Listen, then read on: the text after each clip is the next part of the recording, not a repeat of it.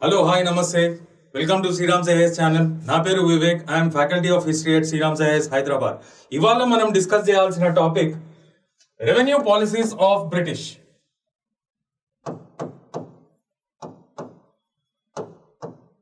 మనం ఇంతకు ముందు క్లాసెస్ లో we have classified the policies of British అనే చాప్టర్ ని we have classified into different sub topics.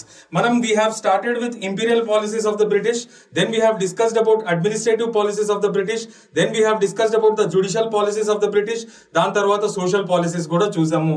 చాలా ఇంట్రెస్టింగ్ ఫ్యాక్ట్స్ మనం నేర్చుకున్నాము. అసలు ఎట్లా వచ్చారు, అసలు ఏ విధంగా కమాండ్ గెయిన్ చేశారు, ఏ విధంగా బ్యాటిల్స్ జరిగినాయి, ఏ విధంగా పొలిటికల్లీ అన్ఛాలెంజ్డ్ అయ్యారు, అవన్నీ ఇంపీరియల్ పాలసీస్ లో మనం డిస్కస్ చేసాం. ఏ విధంగా అడ్మినిస్ట్రేషన్ ని ఆర్గనైజ్ చేయడం జరిగింది, ఒక సెంట్రలైజ్డ్ అడ్మినిస్ట్రేషన్ వైపు ఎలా తీసుకుని వెళ్ళడం జరిగింది గవర్నమెంట్ ని, ఒక సెంట్రలైజ్డ్ లెజిస్లేషన్ ఎలా వచ్చింది అనేది కూడా అడ్మినిస్ట్రేటివ్ పాలసీస్ లో చూసాము. అది కాకుండా మనకి జుడిషియరీ ఏ విధంగా ఆర్గనైజ్ చేయడం జరిగింది, ఒక ఇంటిగ్రేటెడ్ జుడిషియరీని ఎలా ఫామ్ చేయడం జరిగింది, రెగ్యులర్ కోర్ట్ సిస్టమ్ ని ఎట్లా తీసుకొచ్చారు, అవన్నీ కూడా జుడిషియల్ పాలసీస్ లో చూసాము. అండ్ మనకి సోషల్ ఆర్డర్ బాగుండడానికి సోషల్ డిస్క్రిమినేషన్ కానీ సోషల్ ఇవిల్స్ కూడా ఉండకూడదు, దానికి సంబంధించి ఎటువంటి లెజిస్లేషన్స్ ఏ విధమైన పాలసీస్ తీసుకొచ్చారనేది సోషల్ పాలసీస్ లో చూసాము. And in today's class we are exclusively discussing about revenue policies of the British.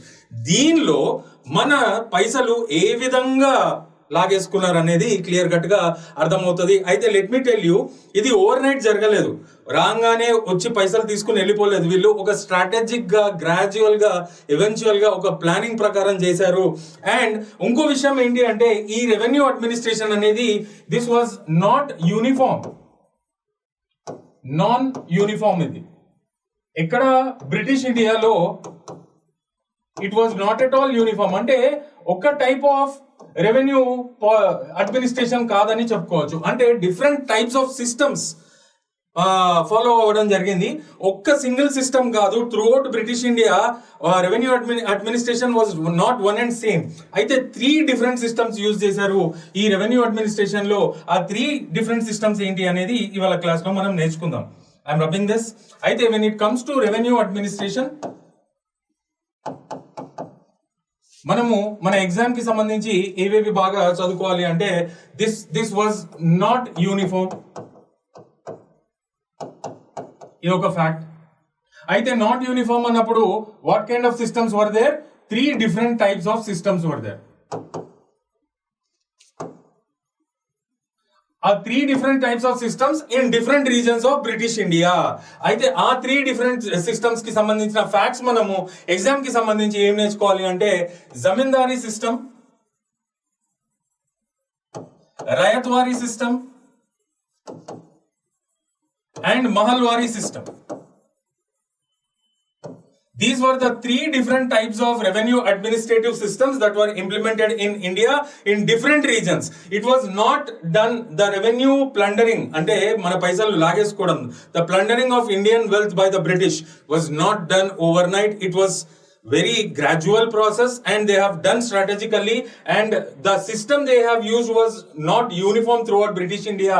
They have used different diversified systems. They were zamindari system, rayatwari system and mahalwari system. Aithe ee zamindari system ki vaste, idi this was introduced in 18th century AD. ee vidhanga chadukunte organized ga baga gurtuntayi.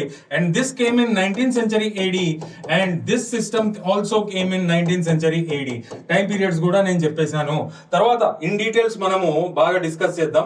Facts first చూసేద్దాము. Zamindari system 18th century AD, ryotwari system వచ్చి 19th century AD, Mahalwari system వచ్చి 19th century AD.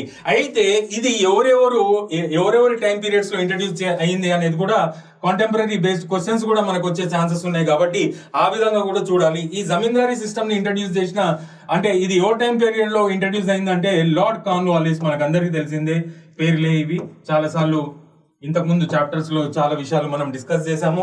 Lord Cornwallis period లోనే జమీందారీ system వచ్చింది. మరి రయత్వారీ system ఇది ఎవరు introduce చేశారు అంటే, English official named Thomas Munro.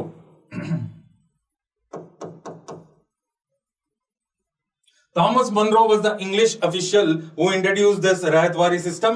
అయితే ఈ మహల్వారీ సిస్టమ్ ఎవరి టైం పీరియడ్ లో వచ్చింది అంటే, లార్డ్ విలియం బెంటిక్.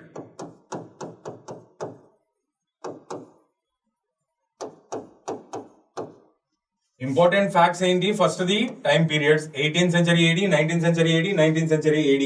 అండ్ ఎవర్ టైం పీరియడ్ లో వచ్చింది ఆర్ హూ ఇంట్రడ్యూస్డ్ అంటే this zamindari system got introduce during the period of Lord Cornwallis. ఇదేమో థామస్ మున్రో ఇంట్రడ్యూస్ చేశాడు ryotwari system. And Mahalwari system ఏమో లార్డ్ విలియం బెంటిక్ ఇంట్రడ్యూస్ చేయడం జరిగింది. అయితే ఏ రీజన్స్ లో ఇది ఇంట్రడ్యూస్ చేశారు? నేను 3 different systems and 3 different types of regions అని చెప్పాను కదా, అది ఆ ఫ్యాక్ట్స్ కూడా చూద్దాం. ఇప్పుడు జమీందారీ సిస్టమ్ చూసినట్టయితే మనకి ఈ జమీందారీ సిస్టమ్ మనం చూసినట్టయితే it was introduced in 19% of British Indian territory.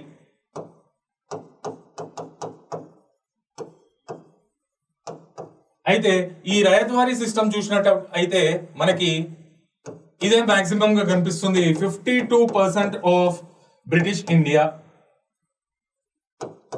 మరి మహల్వారీ సిస్టమ్ కి చూసినట్టయితే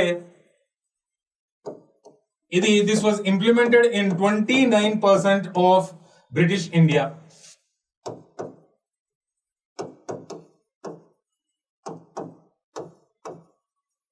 అయితే ఓవరాల్ గా మనం యాడ్ చేసుకుంటే 19 + 52 + 29 that is 100% of British India.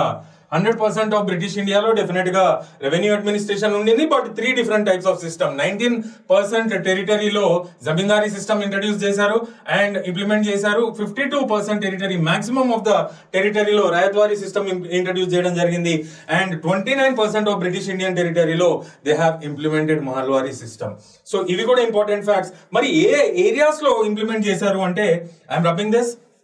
Zamindari system విషయానికి వస్తే zamindari system it was implemented in Bengal, Bihar, Odisha, ఈ రీజన్స్ లో ఇంప్లిమెంట్ చేయడం జరిగింది.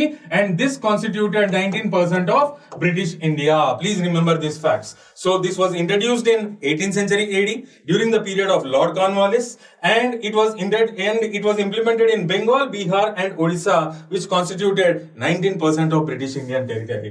అయితే ఇక్కడ రాయత్వారీ సిస్టమ్ చూద్దాం. This was implemented in Madras, Bombay, parts of Assam and Karnataka. This constituted 52% of British Indian territory. And let us also discuss about Mahalwari system.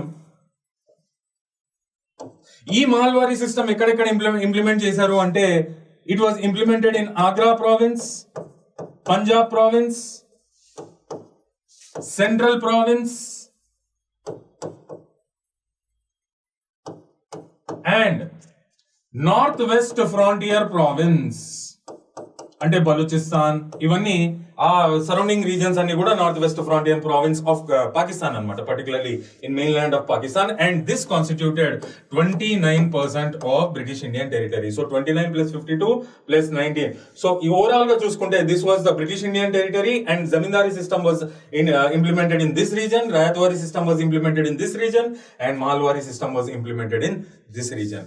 ఇవి important facts. అయితే ఎంత పర్సెంటేజ్ లో ఇంప్లిమెంట్ చేశారు, ఏ రీజన్స్ లో implement చేశారు, your time period లో ఇది రావడం జరిగింది అండ్ టైం పీరియడ్స్ కూడా చూసుకున్నాం. ఇప్పుడు ఇన్ డీటెయిల్స్ ఒక్కొక్క దాని క్యారెక్టర్స్ ఏంటి చూద్దాం. ఈ జమీందారీ సిస్టమ్ అయితే ఈ జమీందారీ అంటే పేరులోనే ఉంది. ఇక్కడ ఎప్పుడైతే మన బ్రిటిష్ బెంగాల్, బీహార్, ఒడిశా దాని పొలిటికల్ కంట్రోల్లోకి వచ్చాయో, ఎప్పుడైతే ఈ టెరిటరీస్ వచ్చాయో, మనం ఇంతకు ముందు డిస్కస్ చేసిన అలహాబాద్ ట్రీటీ 1765 ట్రీటీ మీరు చూసుకోండి, రెవెన్యూ రైట్స్ అన్ని కూడా బ్రిటిషర్స్ కిందకి వెళ్ళిపోయినాయి. మరి ఆ రెవెన్యూ కలెక్ట్ చేయడానికి ట్యాక్స్ కలెక్టర్స్ ఉండాలి కదా. ఆ ట్యాక్స్ కలెక్టర్స్ ని ఈ జమీందారీ సిస్టమ్ లో ఆ ట్యాక్స్ కలెక్టర్స్ ఎవరో కాదు, జమీందార్సే. వాళ్ళకి ఏం చేశారు, ఇక్కడ ఓనర్షిప్ రైట్స్ ఇవ్వడం జరిగింది. ఎంత టైం పీరియడ్ కి అంటే 10 years టైం పీరియడ్ కి ఒక టెరిటరీస్ ఒక 100 ఎకరాలు వాళ్ళకి ఇవ్వడం జరుగుతుంది. ఆ 100 ఎకరాల్లో డెఫినెట్ గా ప్రొడక్షన్ ప్రాసెస్ అనేది అంటే ఫార్మింగ్ కానీ ఇటువంటివి కానీ జరిగేవి. So zamindars were the tax collectors and ownership rights were given to the zamindars for a time period of 10 years. అయితే దీన్ని మనం పర్మనెంట్ సెటిల్మెంట్ సిస్టమ్ అని కూడా పిలుస్తాం. ఒకవేళ వీళ్ళ పని నచ్చినట్టయితే జమీందార్ది వాళ్ళ తర్వాత జనరేషన్స్ కి కూడా ఇంకో 10 years ఇంకో 10 years ఇంకో 10 years అట్లా వెళ్ళేదన్నమాట. ఒకవేళ ఈ జమీందార్ నిజంగానే లాయల్ గా ఉన్నాడు, మనకి ఈ రెవెన్యూ టైం కి తీసుకొస్తున్నాడు, అనుకున్నది తీసుకొని వస్తున్నాడు, సో ఇంకో 10 years మనం లీజ్ పొడిగిద్దాం, ఆయన తర్వాత ఆయన జనరేషన్స్ కి కూడా ఇటువంటి ఛాన్స్ ఇద్దామని చెప్పి అట్లా ఆ భూములు, ఆ ఓనర్షిప్ రైట్స్ అనేది జమీందార్సే పర్మనెంట్ గా ఎంజాయ్ చేసేవాళ్ళు అనమాట. అందుకని దీన్ని మనకి పర్మనెంట్ సెటిల్మెంట్ సిస్టమ్ అని కూడా పిలుస్తారు. Initially 10 years and it can extend up to 10 like that. It can go forward అనమాట, generations after generations. Generally zamindars అందరూ కూడా లాయల్ గానే ఉండేవాళ్ళు. ఎవరైతే ఈ టర్మ్స్ అండ్ రెగ్యులేషన్స్ వైలేట్ చేసేవాళ్ళో అటువంటి జమీందార్స్ ని any time English East India company తీసేసేది అనమాట.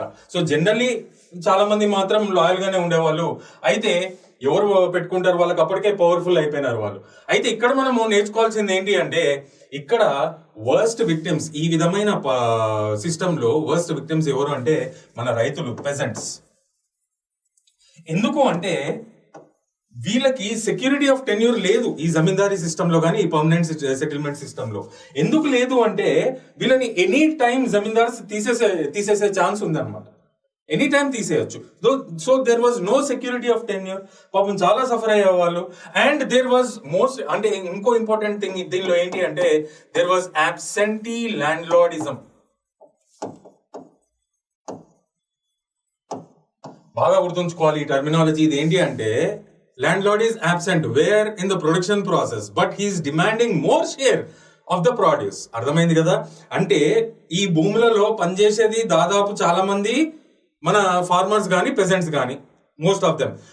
ల్యాండ్ లార్డ్ ఏమో he was enjoying the ownership rights, production process లో పార్టిసిపేట్ చేస్తలేడు, కానీ ఈ ప్రొడ్యూస్ లో మేజర్ షేర్ తీసుకుని వెళ్ళిపోవడం జరుగుతుంది.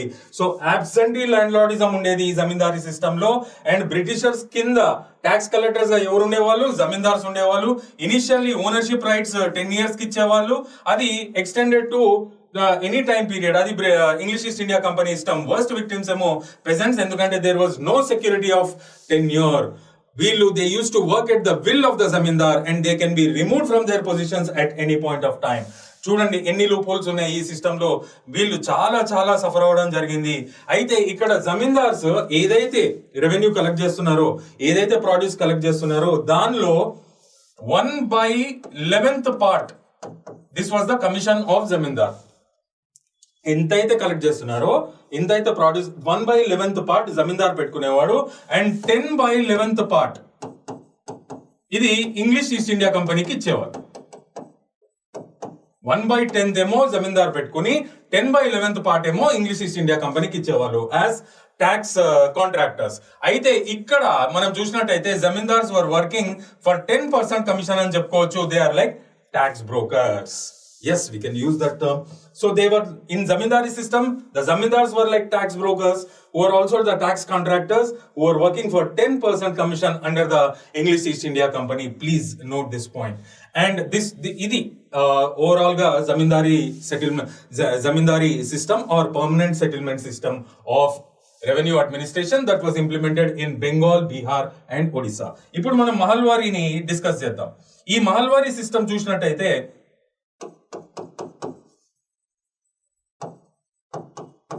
ఈ మహల్వారీ సిస్టమ్ ఎక్కడెక్కడ ఇంప్లిమెంట్ చేశారో తెలుసు, ఎవరి టైం పీరియడ్ లో వచ్చింది తెలుసు, ఏ టైం పీరియడ్ లో వచ్చింది తెలుసు, అండ్ ఎంత పార్ట్ ఆఫ్ బ్రిటిష్ ఇండియన్ టెరిటరీలో ఇంప్లిమెంట్ చేశారు అనేది కూడా ఆ ఫ్యాక్ట్స్ నేర్చేసుకున్నాం. ఇప్పుడు మళ్ళీ డిస్కస్ చేయాల్సిన అవసరం లేదు. ఈ మహల్వారీ సిస్టమ్ లో ఇంతకు ముందు మనకు జమీందారీ సిస్టమ్ లో మనం ఏం చూసాము? Zamindars were collecting the revenue on behalf of English East India Company. They were keeping 10% commission with themselves, and the remaining part of the produce or revenue they used to give to the English East India Company. అయితే ఇక్కడ Britishers కి direct control లేదు కదా వాళ్ళ revenue పైన. అయితే దీన్ని, ఈ షార్ట్ కమింగ్ ని ఓవర్కమ్ చేయడానికి వీళ్ళు ఏం చేశారంటే ఈసారి మహల్వారీ సిస్టమ్ లో రైతులకే, పెజెంట్స్ కే ఓనర్షిప్ ఇచ్చేసారనమాట ల్యాండ్స్ పైన. And there won't be any mediators to collect the taxes. బాగా గుర్తుంచుకోండి, ఇక్కడ జమీందార్స్ లాగా మీడియేటర్స్ ఎవరు లేరు. సో పెజెంట్సే వాళ్ళకు వాళ్ళు ఇంగ్లీష్ ఈస్ట్ ఇండియా కంపెనీకి పైసలు కట్టాలి. అయితే ఇక్కడ ఆ ఓనర్షిప్ రైట్స్ కి తో పాటు ల్యాండ్స్ ఇవ్వడాన్ని ఏమంటారు? ఆ టైప్ ఆఫ్ ల్యాండ్స్ అంటే పట్టా ల్యాండ్స్ అంటారు. అండ్ ఇది కూడా కొత్త కాన్సెప్ట్ ఏం కాదు. మనకి మిడివల్ హిస్టరీలో who introduce this patta land system in India అంటే షేర్ షా సూర్. ఒకసారి గుర్తు తెచ్చుకోవడానికి ట్రై చేయండి. So that person was responsible for introducing this patta lands, and it was a successful program during his period. అదే బ్రిటిషర్స్ ఫాలో అయ్యారు. ఇప్పుడు no more mediators, రైతులకే ownership rights ఇచ్చేయడం జరిగింది. And they use to pay the taxes directly to the government. దానికోసం revenue officials ని British Indian government appoint చేయడం జరిగింది. అయితే ఇక్కడ మనం అబ్జర్వ్ చేయాల్సిన విషయం ఏంటి అంటే, ఓకే అంతా హ్యాపీయే కదా సార్, ఇంతకు ముందు పాపము pheasant was a cultivator, now pheasant became an owner. So how do you say that this was not a better system, it is not a good system? ఎందుకు అంటే, ఓకే ఓనర్షిప్ రైట్స్ ఇవ్వడం జరిగింది, of course హ్యాపీయే, కానీ revenue మాత్రం వీళ్ళే కట్టాలి కదా. ఆ రెవెన్యూ ఎంత తెలుసా మీకు? It was from 50 to 60%. It was very very high. And okay, ఇది కూడా ఓకే, మరి న్యాచురల్ కెలామిటీస్ వస్తే పరిస్థితి ఏంటి? These pageants were harassed to pay by hook are క్రుక్. ఉంటారా సస్తారా మాకు తెలియదు, మీరు కట్టాల్సిందే అని కూర్చునే వాళ్ళు, బాగా హెరాస్ చేసేవాళ్ళు. అండ్ ఇది న్యాచురల్ కెలామిటీస్ కానీ ఏదైనా డిజాస్టర్స్ వచ్చినప్పుడు ఇది అస్సలు తగ్గించే వాళ్ళు కాదు. సో ఈ సిస్టమ్ లో కూడా వర్స్ట్ విక్టిమ్స్ ఎవరు? పెజెంట్సే. అయితే ఇక్కడ చచ్చినట్టు కట్టాలి ఈ శిస్తు ల్యాండ్ రెవెన్యూ ఇంత percentage at any point of time వీళ్ళు కట్టాల్సిందే, బై హుక్ ఆర్ క్రుక్ వాళ్ళు కట్టాల్సిందే. కాబట్టి ఇది పాపము ఏదైనా న్యాచురల్ కెలామిటీ అయింది, అమ్ముకోలేకపోయినారు, పైసలు లేవు, కానీ ఇంకో సైడ్ ల్యాండ్ రెవెన్యూ కట్టాలి, మళ్ళా నెక్స్ట్ సీజన్ కి మళ్ళా అగ్రికల్చరల్ ఇన్పుట్స్ కొనుక్కోవాలి, మరి పైసలు ఎక్కడ నుండి వస్తాయి? ఇప్పుడు లాగా ఫార్మర్ వెల్ఫేర్ స్కీమ్స్ కానీ బ్యాంక్స్ కానీ ఆ టైంలో లేవు కదా. అందుకని ఈ పెజెంట్స్ ఈ సిస్టమ్ లో particularly they use to depend on money lenders. పాపము మనీ లెండర్స్ డోర్స్ నాక్ చేసేవాళ్ళు. ఎందుకు? ఒక సైడ్ ఏమో ల్యాండ్ రెవెన్యూ భయంకరంగా కట్టాలి, ఇంకో సైడ్ ఏమో వాళ్ళ సర్వైవల్ ఎగ్జిస్ట్ అవ్వాలి, వాళ్ళ పాపము వాళ్ళ ఫార్మింగ్ ముందుకు తీసుకుపోవాలి, వాళ్ళ కడుపు నింపుకోవాలి, అట్లానే వచ్చిన దాంతో మార్కెట్లో అమ్ముకోవాలి, ఇవన్నీ ఉండేవి. మరి దానికి పైసలు ఎక్కడ నుండి వచ్చేటివి అంటే మనీ లెండర్స్ దగ్గర నుండి వచ్చేవి. మరి మనీ లెండర్స్ ఏమన్నా ఫ్రీగా ఇస్తారా? దానం చేస్తారా? లేదు. వాళ్ళు కూడా హై ఇంట్రెస్ట్ రేట్ వసూలు చేయడం స్టార్ట్ చేయాలి. ఒక సైడ్ ఏమో హై ల్యాండ్ రెవెన్యూ, ఇంకో సైడ్ ఏమో ఇక్కడ తీసుకున్న లోన్స్ కి, మనీ లెండర్స్ దగ్గర నుండి తీసుకున్న లోన్స్ కి high rate of interest. Farmer position ఎట్లా అయిపోయింది చూడండి ఈ సిస్టమ్ లో. ఇంతకు ముందు కనీసం సెక్యూరిటీ ఆఫ్ టెన్యూర్ లేకపోయింది ఈ జమీందారీ సిస్టమ్ లో. ఎక్కడైతే ఇంప్లిమెంట్ చేశారో ఈ కొత్త సిస్టమ్ లో అయితే ఇంకా అధ్వానం farmers position or peasants position. So ఇది కూడా మంచి సిస్టమ్ కాదనే చెప్పాలి. ఇందులో కూడా వర్స్ట్ విక్టిమ్స్ పెజెంట్సే. అయితే మూడో సిస్టమ్ కి వెళ్దాం మనం, that is Mahalwari system. Mahalwari system అయితే ఇది 19th century AD లో వచ్చింది. Lord William Bentinck time period లో ఇంట్రడ్యూస్ చేయడం జరిగింది. Agra, Punjab, central province and north west frontier provinces లో ఇది సక్సెస్ఫుల్ గా ఇంప్లిమెంట్ చేయడం జరిగింది. అయితే this constituted to 29% of British Indian territory. All that we have discuss. అయితే ఈ సిస్టమ్ ఏం కొత్త పెద్ద ఇంతకు ముందు జమీందారీ మహల్వారీ సిస్టమ్స్ కంటే పెద్ద ఇన్నోవేటివ్ కాన్సెప్ట్ ఏం కాదు. ఇక్కడ ఏం చేశారంటే ల్యాండ్ ని డిఫరెంట్ ఎస్టేట్స్ గా డివైడ్ చేయడం జరిగింది. అండ్ ఈ ఎస్టేట్స్ ని మహల్స్ అని పిలిచేవాళ్ళు. And mahals included group of villages. Several villages ఉండేవి ఒక మహల్లో, చాలా విలేజెస్ ఉండేవి. అయితే జమీందారీ సిస్టమ్